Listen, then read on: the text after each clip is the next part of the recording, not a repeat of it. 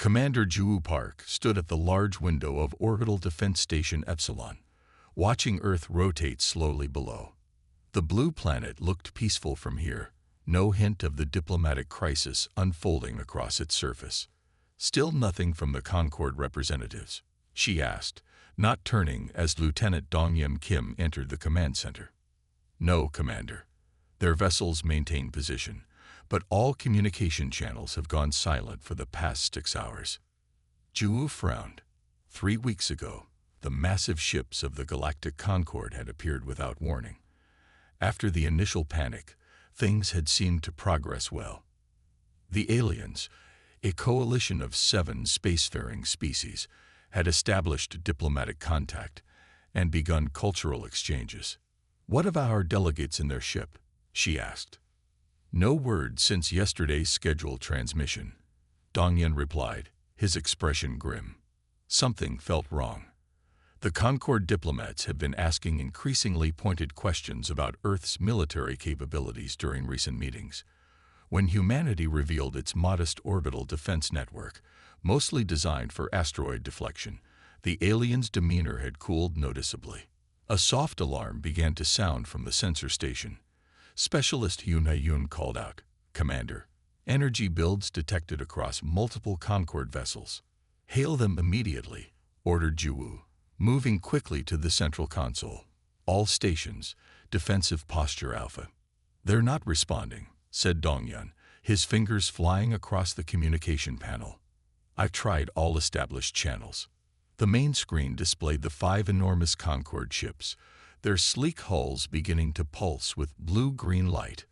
"Station Defense Command, this is Earth Combined Forces," came a voice over the emergency channel. "We're detecting weapon signatures from alien vessels. Please confirm." "Confirmed," Juwu replied, keeping her voice level despite her racing heart. "We are attempting contact." A blinding flash on the view screen cut her words short. When the image stabilized, she saw a massive energy beam connecting one of the alien ships to Earth's surface. "Target appears to be San Francisco," reported Yuna, her voice shaking. "Direct hit. Massive casualties projected." Before Juwu could respond, more beams lanced down from the Concord ships. "Beijing, Mumbai, Cairo." Dongyun called out targets as they were hit. "They're striking major population centers worldwide." "Launch all defensive platforms," Juwu ordered, knowing their limited weapons would do little against the massive alien vessels. "And get me Earth Command." The orbital defense satellites moved into position, firing their small railguns at the closest Concord ship. The projectiles simply bounced off advanced energy shields. "Commander," said Yuna, "we're receiving a transmission from the aliens." The main screen shifted to show a tall, slender being with pale blue skin and large, multifaceted eyes. When it spoke, its words were translated by the communication system. "People of Earth, your deception has been discovered. You claim to be peaceful while constructing weapons in orbit. The Concord does not tolerate threats. Surrender your planet immediately, or we will continue until your resistance ends." The transmission cut off before Juwu could respond. "They think our defense platforms are weapons of aggression," she said, realization dawning. "This is a terrible misunderstanding." "Or a convenient excuse," said Dongyun darkly. "Those ships have been scanning us since they arrived. They know exactly what our capabilities are." Another series of energy beams struck Earth. The station shuddered as debris from a destroyed satellite passed nearby. "We need to evacuate," said Yuna. "They'll target the stations next." "No," said Juwu firmly. "We stand our ground. Get me any military command still operational." After tense minutes, the screen flickered to life, showing the grim face of General Taiyuan Cho in what appeared to be an underground bunker. "Commander Park, glad to see Epsilon Station still stands. We've lost contact with stations Gamma and Beta." "What's our response plan, sir?" asked Juwu. "We're coordinating what's left of our forces," said the general.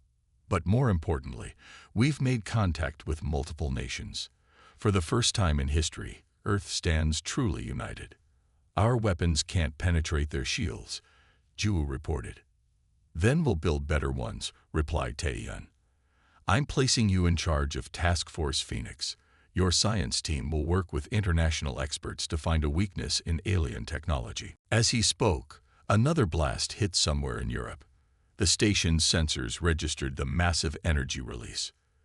They think this will break us, said Ju, watching the destruction below. They have no idea who they're dealing with.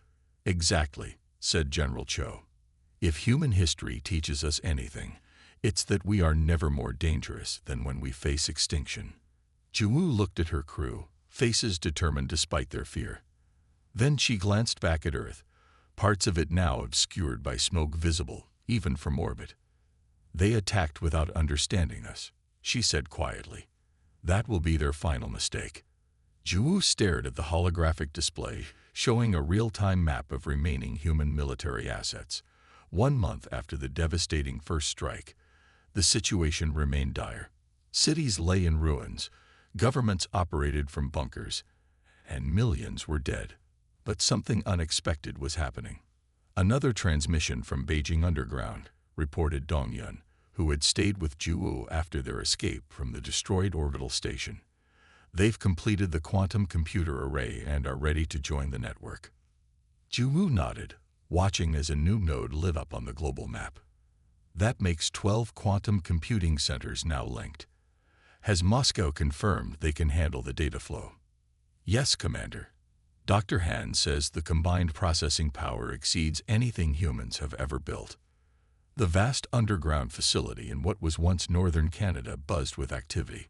Scientists from 30 nations worked side by side. Military personnel wore mixed uniforms, and languages blended in the common spaces. Task Force Phoenix had grown from a desperate idea into humanity's best hope. Commander Park, called a voice with a distinct Indian accent.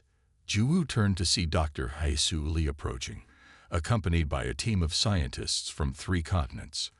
Haisu had been a theoretical physicist before the attack. Now she led the team analyzing alien technology.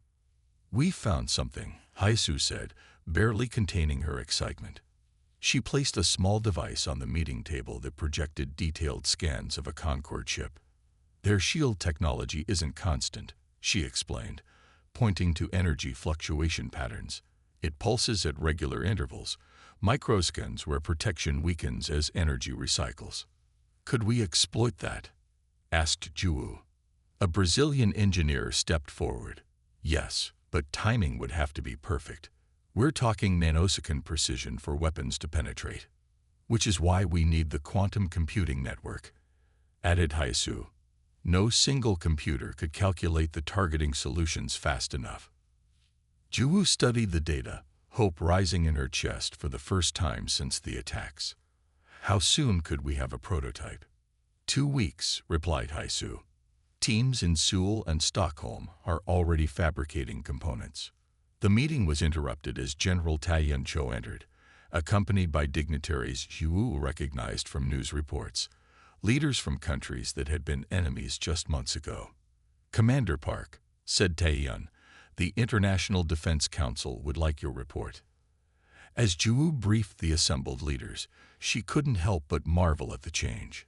Historical enemies now worked together, borders had become meaningless, and resources flowed freely to where they were needed most. The aliens made a critical error, said the Russian representative when Ju finished. They assumed our divisions were permanent, that we could never truly unite. Oldest story in human history, agreed an American general. Nothing brings people together like a common enemy. Later that evening, Ju walked through the living quarters of the facility. Families had set up homes in converted storage areas. Children from different countries played together, already speaking a mixed language of their own creation. She paused at the memorial wall where photos of destroyed cities reminded everyone of what they had lost. San Francisco, Beijing, Mumbai, Cairo, London, Rio de Janeiro, all reduced to ash in a single day. They thought we would surrender, said Dongyun, appearing beside her. They didn't understand that humans don't work that way. No, agreed Ju. They didn't. Her tablet beeped with a priority message. It was from Minja Kang, head of the Reverse Engineering Division, working on alien technology recovered from a downed scout ship. Commander, we've managed to activate their propulsion system. The principles are revolutionary. If we can adapt this to our vessels, we'll have capabilities beyond anything we've imagined. Jiwoo forwarded the message to General Cho before heading to the command center. Satellite imagery showed the Concorde ships still in orbit, occasionally firing on military targets they discovered. Their attacks had become less frequent as they struggled to find new objectives worth their attention. They think they've won, she said to Dongyun as they entered the busy command center. They're just waiting for us to surrender. The large screen showed teams around the world working on different aspects of the counterattack plan. Weapons in India, propulsion in Korea, shield technology in Germany, tactical systems in Kenya. Incoming message from Task Force Artemis, called a communications officer. The screen changed to show Commander Sungo Bai aboard humanity's first stealth vessel, built inside an asteroid to hide from Concorde sensors. We've completed our first full orbit without detection, reported Sungo. Their scanning technology has blind spots we can exploit. Jiwoo smiled. Excellent. Maintain observation and prepare for Project Trojan Horse. As she issued orders to the various teams, Jiwoo felt the momentum shifting. The aliens had expected humanity to crumble. Instead, they had forced Earth's nations to overcome millennia of division and unite as one people. 3 months until the counteroffensive is ready, said Dongyun, reviewing the latest projections. The Concorde thinks they know what humans are, replied Jiwoo. They're about to learn how wrong they are. The underground laboratory hummed with activity as Minja Kang carefully extracted a crystalline component from the salvaged alien dry system. 5 months after the devastating attack, humanity had shifted from survival to innovation. The vast facility beneath the Ural Mountains had become the center of Earth's technological revolution. Careful, Minje whispered, though he was speaking more to himself than to his assistant. The translucent blue crystal, no larger than his palm, contained energy systems that Earth's scientists were only beginning to understand. How is it looking? Asked Jiwoo, entering the lab after passing through 3 security checkpoints. As Task Force Phoenix's commander, she spent most days coordinating global defense efforts, but she always made time to visit the engineering division. Amazing, replied Minje, setting the crystal into a specialized scanner. Their computing architecture is completely different from ours. Instead of binary, they use quantum states in crystal lattices. The scanner hummed as it mapped the alien technology at the atomic level. On a nearby screen, diagrams began to form showing energy flows through the crystal pathways. It's elegant, admitted Jiwoo, studying the display. But I see why Haisu thinks we can improve on it. Minje nodded eagerly. That's the thing. Their technology is incredibly advanced, but surprisingly rigid. Their systems are designed to do specific tasks perfectly rather than adapt to new situations. He led Jiwoo to another workstation where human-built components were being integrated with alien technology. The hybrid device looked odd. Sleek alien curves paired with blockier human electronics. We've managed to make something neither civilization would have created alone, said Minja. Human computational systems are more flexible, more creative in problem-solving. When we combine that with their energy efficiency, you get a weapon they won't expect, finished Jiwoo. A technician called from across the room. Dr. Kang, we're ready for the test. Everyone moved to the observation area as the hybrid device was placed in a heavily shielded testing chamber. Minje checked the readings one last time before giving the signal to activate. The device hummed to life, energy flowing through alien crystal pathways, but directed by human programming. On the monitoring screens, power outputs quickly exceeded all projections. It's working, exclaimed Minja, eyes wide with excitement. The efficiency is 300% better than our best systems and 50% beyond what we've measured in their pure technology. Juwu felt a surge of hope. How soon until we can implement this in defensive systems? 2 weeks for the first prototypes.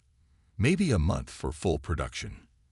Later that day, Juwu entered a secure communications room where intelligence officers monitored alien activities. Chief Intelligence Officer Sumgo Ba looked up from his console as she entered. "Commander, we've detected increased scanning activity from Concord vessels," he reported. "They're particularly focused on our remaining industrial centers.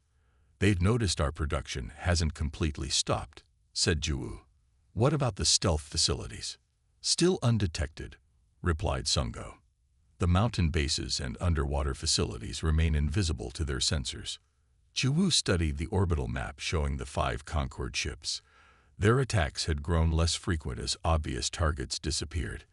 The aliens now seemed content to wait, believing humanity was slowly dying. "Have we decoded more of their communications?" she asked. "Yes," said Sungo, bringing up a series of translated messages. "There's something interesting here. The Concord isn't as unified as we thought.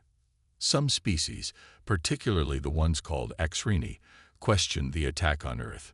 They were overruled. Political divisions we might exploit," mused Juwu. "There's more," added Sungo.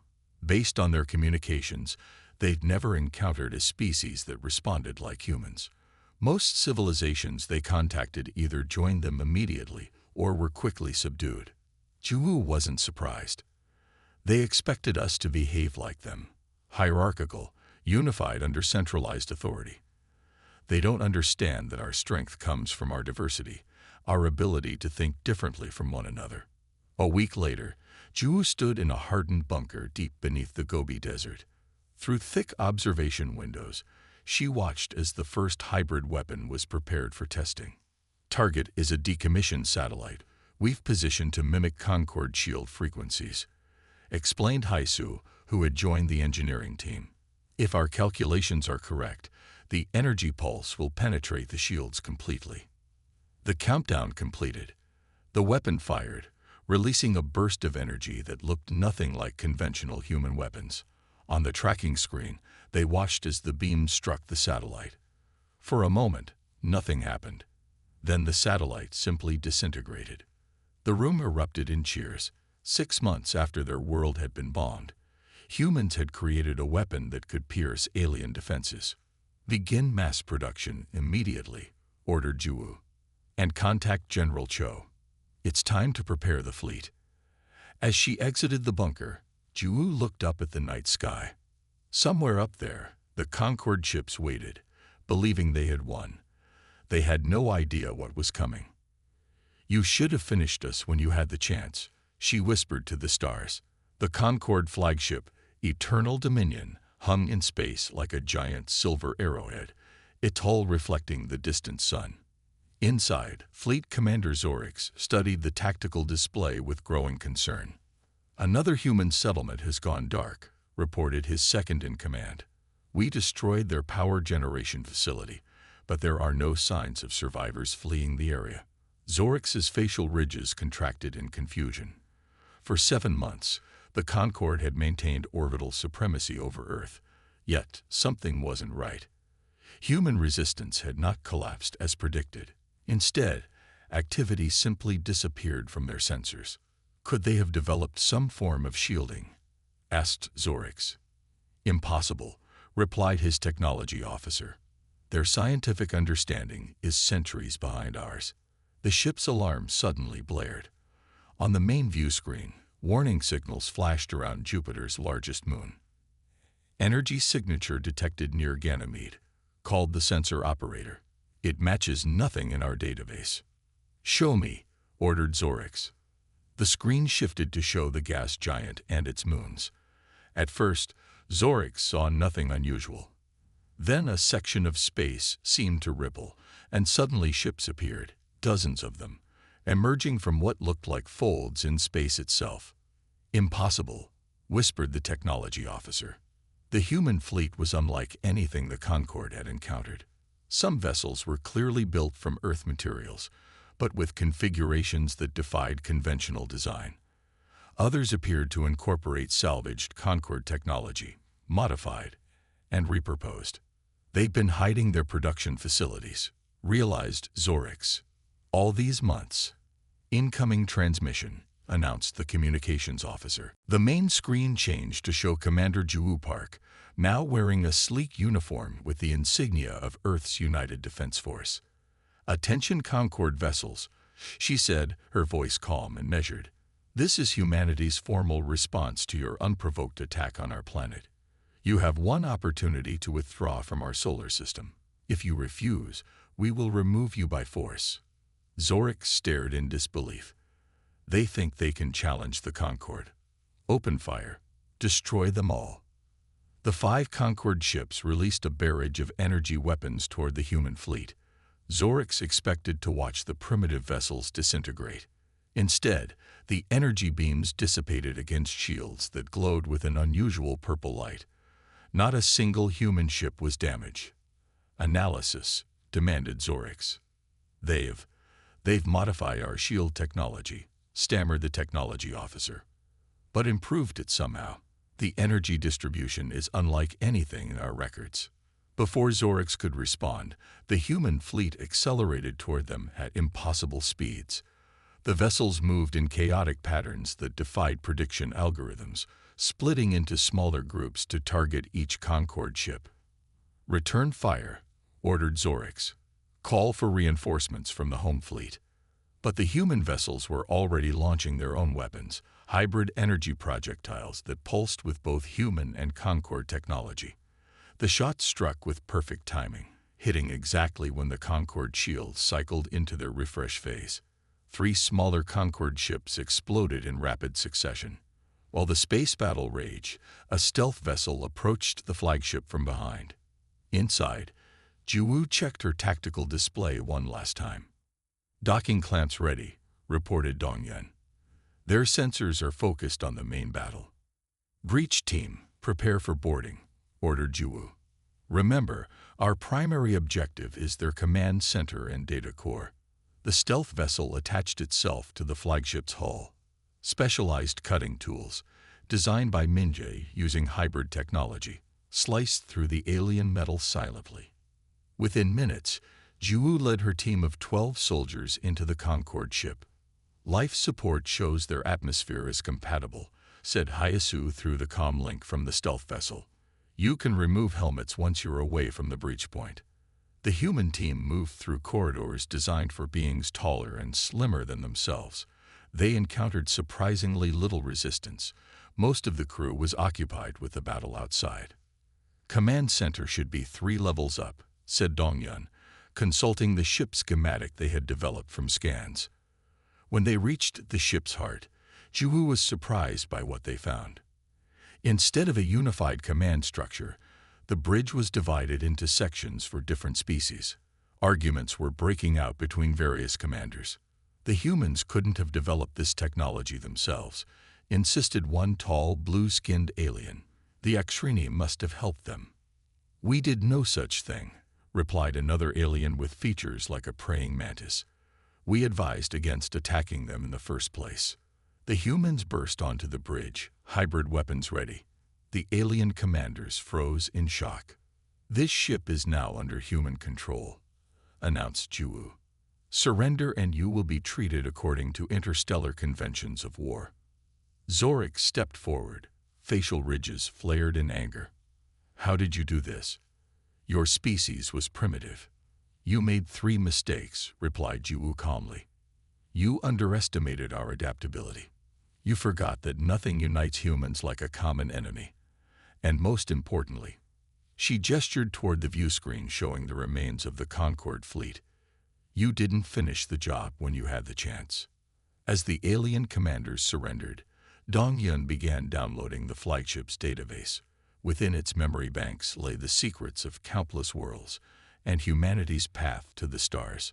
1 year after the failed invasion of Earth, Juwu Park stood before the enormous circular table of the Galactic Council. The chamber, carved from a single asteroid in neutral space, hosted representatives from 27 spacefaring civilizations.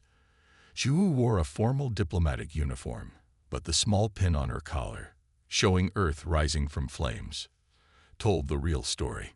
"The human delegation may approach," announced the council elder, a tall being with iridescent scales and 4 arms. Zhu walked forward, accompanied by Minjie and Haisu. Earth's new standing in galactic politics was still being determined, but their invitation to address the full council was unprecedented for a species so new to interstellar travel. "Esteemed representatives," began Zhu, her voice carried by translation fields to each member. "1 year ago, Earth was attacked without provocation or warning. Today, we come not seeking revenge, but understanding." Murmurs spread through the chamber. Many species had been shocked by the Concord's aggressive action against an emerging civilization. Others were even more shocked by the outcome. "The Concord violated our most sacred protocols," stated an Exrini representative, their insect-like features clicking with agitation. "First contact must never begin with violence." Yet the humans' response was disturbing, countered another delegate, a gelatinous being floating in a specialized environment tank. "They defeated 5 warships of our most advanced member civilization in less than 1 day." Zhu allowed herself a small smile.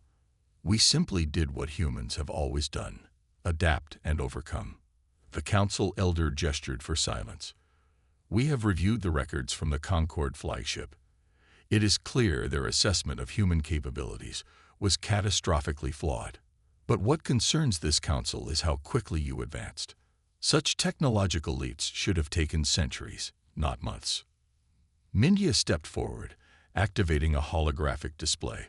"With respect, our advancement wasn't about superior intelligence or secret technology. It was about perspective."